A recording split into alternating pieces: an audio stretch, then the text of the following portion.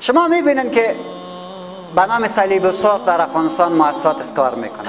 مؤسسات مسیحی بسیار شایترنا و چی هستند که 56 مؤسسات مسیحی به خاطر مسیحی کردن مسلمانان در افغانستان با تمام وقاحتش کار میکنه و حکومت فاسد هم از خبر دارد ولی منش نمیکند. اینا شما میفهمین که چه رقمیه؟ ما رفتیم در درمی کلیسایشان رفتیم، در مابین در کنج کلیسا در دورز یک قلان دیگ ورشه را مانده.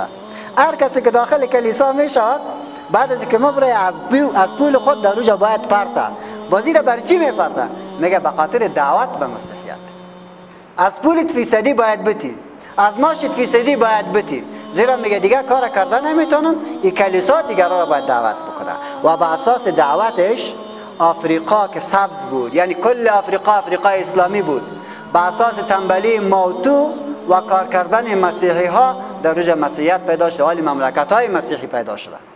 بنان اونا دعوت میکنن، در افغانستان هم کار میکنند، کلش امو پول است که مسیحی ها جمع میکنند و در اینجا به خاطر انحراف موتو کار میکنند، به خاطر برگشتاندن موتو به طرف مسیحیت کار میکنند. از این خاطر موتو هم به دین باید دعوت بکنیم. چی نمونهش است؟ یک بار شما فکر بکنین، نمونهش از ضعف ماست.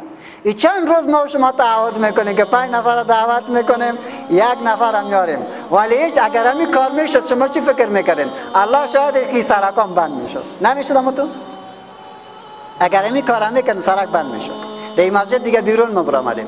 ولی ما به اندازه ضعیف هستیم در باب دعوت که شرم ما میاد که والا صاحب چطور 1 نفر رو بگم که در این طرف یک کلمه اسلامی گفته میشه، یک گپ دین گفته میشه، همینجا نمی همین صاحب دان چطور والا خلاص شود. زور ما نمیکشد، شجاعت یعنی گفتن را نداریم. چرا نداریم؟ به خاطری که مباهات و افتخار و چی نداریم؟ به دین خود نمی کنیم. هرگاه افتخار داشته باشیم با تمام قوتمون طرف میریم، زیرا چیزی که بسیار قیمتی است هر کس دعوت کرده میتونی، چیزی که قیمتش نداره بوده دعوت کرده نمیتونی. این قیمتش پیش ما کم شده، از این خاطر دعوت کرده نمیتونیم. بنان خوبترین مردم فعلا شما هستین که در مسجد اششتین، بهترین مردم شما هستین که روزه گرفتین، بهترین مردم شما هستین که در مجلس دینی حضور دارین. وقتی که ما ضعیف بوده باشیم شما چی فکر میکنید مردمای تذکره‌ای چه رقم هستن؟ مردمایی که فقط منسوب به تذکره نوشته است مسلمان، حال از چی خواهد بود؟ امیدن از دین دفاع بکنه، امیدن دین به مردم برسانه، از چی خیری بود؟ و حالا که این حال ما و شماست. الله رحم بکنه سر ما و شما، الله رحم بکنه.